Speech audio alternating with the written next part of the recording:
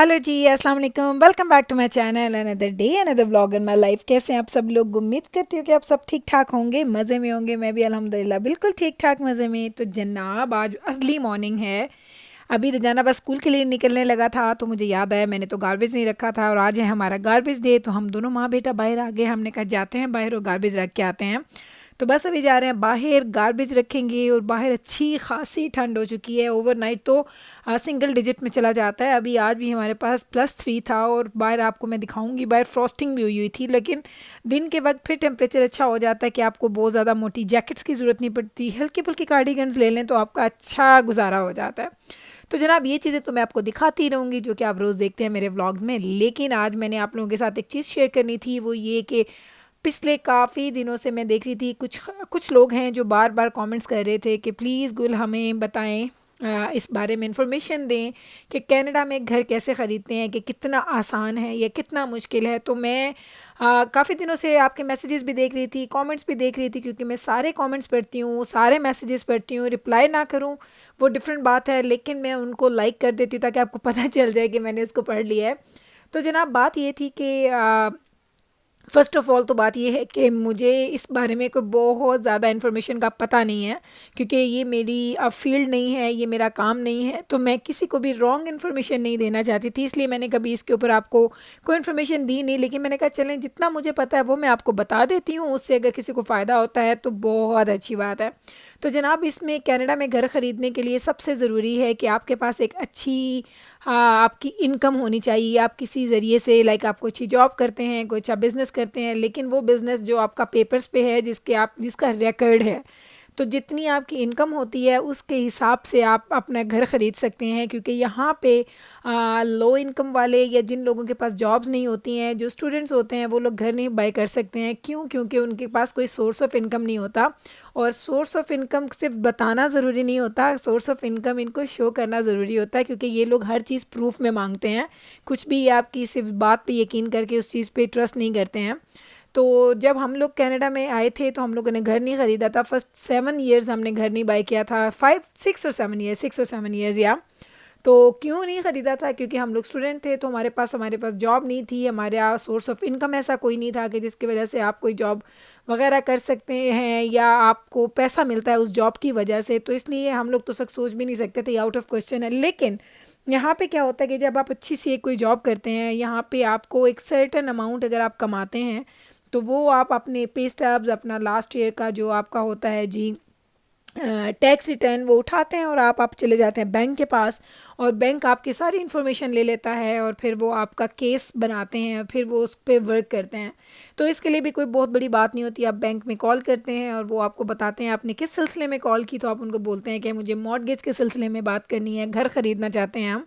तो उस हिसाब से फिर वो आपकी अपॉइंटमेंट जो बनाते हैं वो आपको उन्हीं उन्हीं स्पेशलिस्ट से बनवाते हैं जो इस चीज़ को डील करते हैं। तो आप उनके पास जाते हैं, उनके साथ बैठते हैं, आप अपने पूरा केस बनाते हैं और फिर वो लोग आगे भेज देते हैं अपने हायर जो उनके लोग होते हैं उनके पास। फिर वहाँ से जवाब आता है तो आपको पता चलता है कि आपको क्या अप्रूवल मिली है और कितने तक का घर आप ख़रीद सकते हैं। क्योंकि आपके घर का ख़रीदने का दो चीज़ होती है, एक तो आपकी जॉब और दूसरा एक और चीज़ होती है कि आप अप फ्रंट क्या पे कर रहे हैं। लाइक अप फ्रंट से मुराद कि आप कैश में कितना पैसा दे रहे हैं। जितना ज़्यादा आप देंगे आपका बाकी अमाउंट कम हो जाएगा, तो उस हिसाब से आप बड़ा घर ख़रीद सकते हैं। उस हिसाब से लाइक आपकी रेंज बढ़ जाती है। लेकिन ये चीज़ इतनी, वो कहते हैं ना कि इतनी बड़ी है कि उसको छोटी सी चीज़ में बताना बहुत मुश्किल है। इसलिए मैं जो इन्फॉर्मेशन मुझे पता है मैं वो दे रही हूँ। लेकिन मैं आपको सच कह रही हूँ कि मेरी ये चीज़, मैं ऐसे नहीं कह सकती कि मैं 100% इसमें श्योर हूँ। इन चीज़ों में श्योर हूँ मैं कि आपकी जॉब होनी चाहिए, आपका पास प्रूफ ऑफ इनकम होना चाहिए, आप टैक्स फाइलर होने चाहिए, तो आप घर ख़रीद सकते हैं। लेकिन उसके अलावा अगर कोई ऐसे रास्ते हैं जिसमें कुछ लोग ऐसे होते हैं जो जिनकी इनकम कम भी होती है लेकिन वो बड़े घर ख़रीद सकते हैं, तो वो आई डोंट नो वो क्या रास्ते होते हैं। उन रास्तों का मुझे बिल्कुल भी आइडिया नहीं है। हम लोग ने तो बिल्कुल सीधा सीधा, हम लोगों ने की जॉब थी, हम लोग गए, हम लोगों ने घर ख़रीद लिया। एंड ये हमारी पूरी की पूरी वो थी, क्या बोलते हैं ना कि स्ट्रगल कह लें या आप कह सकते हैं उसको कि पूरी की पूरी एक्सरसाइज ये थी। तो जब बैंक आपको अप्रूवल देता है उसके बाद आप जाते हैं और अपनी अपनी मर्ज़ी से आप लोग घर ख़रीद देखना शुरू करते हैं, हाउस हंटिंग करते हैं। क्योंकि घर देखना भी बहुत मुश्किल होता है, आपको अपनी सारी चीज़ें देखनी होती हैं। आपको आपकी जॉब के पास घर चाहिए है, स्कूल के पास घर चाहिए है, क्या क्या चीज़ें आपकी वॉकिंग डिस्टेंस पे होनी चाहिए, क्या आप थोड़ा सा सिटी से बाहर निकल के भी ले सकते हैं, ये आपकी अपनी चॉइसेस पे डिपेंड करता है और आपकी अपनी लाइफस्टाइल पे डिपेंड करता है। तो हम लोग जब घर ख़रीद रहे थे तो हमें सबसे ज़्यादा ये था कि स्कूल पास हो और नवीद की जॉब पे बहुत ज़्यादा ड्राइव करके ना जाना पड़े, क्योंकि जहाँ ड्राइव करनी पड़ती है फिर वो बहुत मुश्किल हो जाता है। तो हम लोगों ने ये चीज़ देखी थी जब हमने ये घर ख़रीदा था, तो इसलिए मैं कह रही थी कि सब लोगों की सिचुएशन, उनकी प्रायोरिटीज़, सब चीज़ें डिफरेंट होती हैं। लेकिन आप लोगों ने पूछा तो मैंने कहा जितना मुझे पता है उतना बताना मेरा फ़र्ज़ बनता है, क्योंकि अगर मैं अपनी जो इन्फॉर्मेशन मेरे पास है वो आपसे ना शेयर करना वो ज़्यादती हो जाएगी। इसीलिए मैंने कहा कि आज चलें आपको ये मैं बता दूँगी कि घर कैसे ख़रीदा जा सकता है। विदाउट इनकम के आप घर नहीं ख़रीद सकते हैं, आपके पास पैसा होना चाहिए तो आप घर ख़रीद सकते हैं। और फिर घर ख़रीद भी लें तो घर को मेंटेन करना बड़ा मुश्किल होता है। ये इस पे फिर कभी बात करेंगे, और इस पे तो मैं आपसे बड़ी डिटेल से और बड़ी लंबी बात कर सकती हूँ, क्योंकि घर की मेंटेनेंस कितनी मुश्किल है ये मैं आपको बताऊँगी, क्योंकि ये ऑन गोइंग एक प्रोसेस है जो आपको मेंटेन करना ही पड़ता है। घर की चीज़ें लेने से लेके, घर की रिपेयर से लेके, घर में कोई काम ख़राब हो रहा है तो उसको ठीक करने से लेके सब चीज़ें आपको मैं कभी फिर ये किस्से सुनाऊंगी इंशाल्लाह ताला। अगर आप इंटरेस्टेड होंगे तो मुझे बताइएगा, तो मैं आपको जो हमारे घर की दो तीन रिपेयर्स हमने करवाई थी उसका किस्सा आपको सुनाऊंगी। वो बहुत फ़नी भी है और बहुत रोने वाला भी है तो वो मैं आपको ज़रूर दिखाऊंगी, क्योंकि वो चीज़ें वो पता, क्योंकि वो एक एक चीज़ मैंने एक्सपीरियंस की है। और उसमें मैं इसलिए कह सकती हूँ क्योंकि देखिए जब आप घर में शिफ्ट हो जाते हैं ना, उसके बाद आपने टैक्स पे करना होता है, यूटिलिटीज़ पे करनी होती हैं, घर की मेंटेनेंस पे पैसा लगता है, तो ये सारा बजट आपको देखना पड़ता है। तभी आप जब घर ख़रीदते हैं तो आप इतने में घर ख़रीदते हैं कि आपकी पूरी सैलरी उधर ना लग जाए, बल्कि आपके पास कुछ सेविंग भी हो जो आप अपने घर की ज़रूरतों के लिए लगाएं।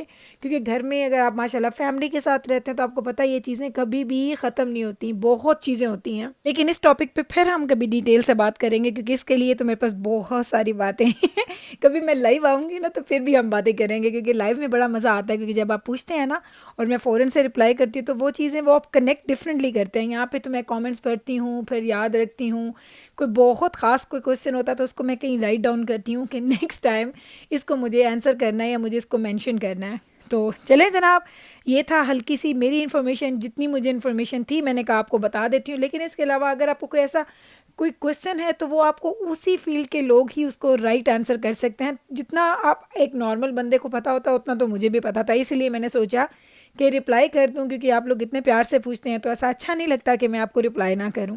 तो चलें जनाब, अभी पहले आपको मॉर्निंग की रूटीन दिखाई थी, फिर बीच में से ब्रेक लिया क्योंकि आज बहुत बिजी दिन गुजरा, कैमरा उठाया ही नहीं।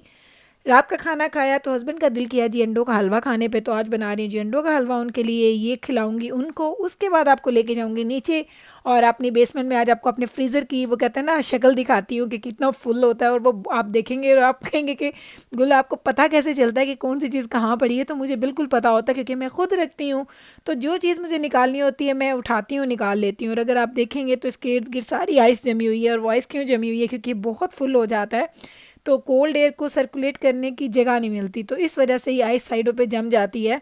अदरवाइज़ मेरा फ्रीज़र बहुत अच्छा काम करता है। और कभी कभी सोचती हूँ बड़ा ले लूँ, लेकिन फिर सोचती हूँ क्यों बड़ा लूँ, इतना अच्छा काम कर रहा है तो ठीक है ये चल जाए माशाल्लाह। क्योंकि फैमिली बड़ी है और मुझे चीज़ें बल्क में ख़रीदने की आदत है। आप देख सकते हैं हर चीज़ में ज़्यादा ज़्यादा लेके रखती हूँ, इधर से एक चीज़ यूज़ होती है तो एक और इसमें ऐड कर देती हूँ। ये मीट मैंने निकाला था सुबह खाने के लिए, क्योंकि मैं हमेशा एक रात पहले मीट निकाल के फ्रिज में रख देती हूँ तो सुबह तक डिफ्रॉस्ट हो जाता है। तो चले जनाब, ये मैं आपको दिखा रही हूँ। रात को आज हम कॉफ़ी पीने आए, क्योंकि आज पूरा दिन कॉफ़ी पीने का टाइम नहीं मिला और अब मुझे इतना हेडेक हो रहा था। मैंने सोचा ऊपर जाऊँगी, टेबलेट लूँगी, सो जाऊँगी, लेकिन हस्बैंड ने बोला नहीं चलो कॉफ़ी पिलाता हूँ, क्योंकि उनको पता है मुझे कॉफ़ी की एडिक्शन है, मैं कॉफ़ी ना पीऊँ तो मुझे हेडेक होता है। तो उन्होंने कहा चलो रात का टाइम है चलते हैं और मैं तुम्हें कॉफ़ी पिला के लाता हूँ। तो भी कर रही हूँ मैं कॉफ़ी इंजॉय, यहीं पे करूँगी अपने व्लॉग का एंड। उम्मीद करती हूँ कि मेरा आज का ये व्लॉग, इसकी इन्फॉर्मेशन आपको अच्छी लगी होगी, आपको वो हेल्पफुल होगी। अगर अच्छी लगी है तो प्लीज़ इसको लाइक कीजिएगा, शेयर कीजिएगा एंड चैनल को सब्सक्राइब करना मत भूलिएगा। मैं मिलती हूँ कल आपसे सेम टाइम पे सेम चैनल पे एक नए व्लॉग के साथ। तब तक रखें आप अपना ख्याल, मुझे रखें आप अपनी दुआ में याद। टेक केयर जी, अल्लाह हाफिज़।